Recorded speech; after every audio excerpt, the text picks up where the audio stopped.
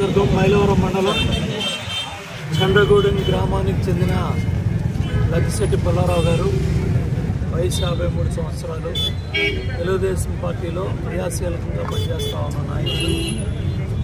గత కొద్ది రోజులుగా సోషల్ మీడియాలో బ్లూ మీడియా ఛానల్స్లో ఫేక్ ప్రచారం, తప్పుడు ప్రచారం చేయటం.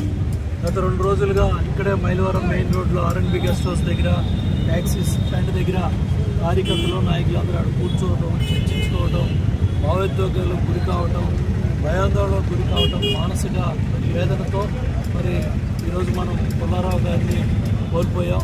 దయచేసి ఈ బ్లూ మీడియా ఛానల్స్కి ఈ ఫేక్ ప్రచారం చేస్తూ ఉన్న కొంతమంది సోషల్ మీడియా ప్రచారాన్ని దయచేసి ఈ దుర్మార్గమైన ప్రచారాలను అరికట్టండి. కార్యకర్తలు, నాయకులు భావోద్వేగాలకు గురయ్యి ఇవాళ ఎంతో సీనియర్ నాయకుడిని మనం కోల్పోయాం.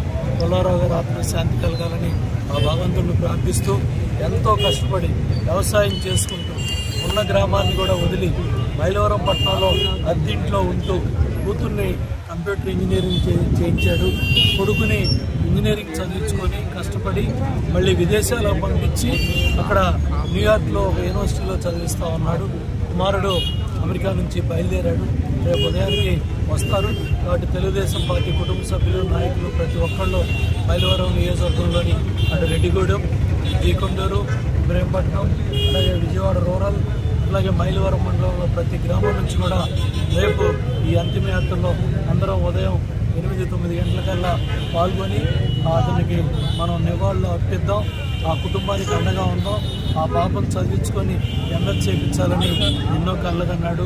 పిల్లవాడు చదువుకొని ఎంతో ప్రయోజకుడయ్యాడు, కుటుంబానికి అండగా ఉంటాడని ఎంతో గర్వపడ్డాడు.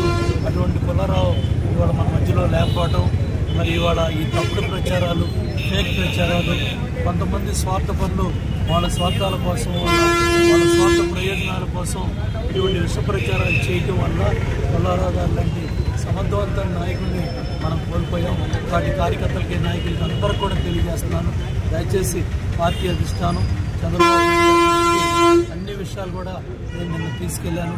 తప్పకుండా నాయకుడి మీద గౌరవం, పార్టీ మీద గౌరవం, నాయకుడి అధిష్టానం మీద గౌరవం, నాయకుడి మీద గౌరవం. వాటి ఎవ్వరూ కూడా భావోద్వేగాలకి లోను కామాకండి, మానసిక ఆందోళనకు గురి కామాకండి.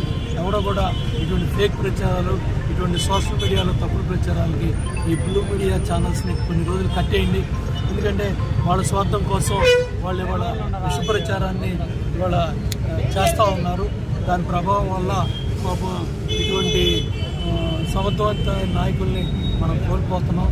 దయచేసి అందరూ కూడా ధైర్యంగా ఉండాలని, అందరూ కూడా ఆ కుటుంబానికి అండగా ఉండి రేపు పుల్లారావు గారి అంతిమయాత్రలో ప్రతి ఒక్క కార్యకర్త, నాయకుడు పాల్గొని నివాళులు అర్పించి ఆ కుటుంబానికి ధైర్యం, ఆ కుటుంబానికి అండగా ఉందని చెప్పి తెలియజేద్దామని చెప్పి తెలియజేసుకుంటున్నాను.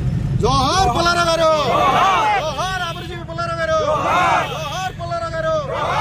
చంద్రగూడెం గ్రామానికి వస్తున్నారు. కాబట్టి తెలుగుదేశం పార్టీ కార్యకర్తలు, నాయకులందరూ కూడా దయచేసి చేతులెత్తి దండం పెడతా ఉన్నారు. భావోద్వేగాలకు గురి కామాకండి.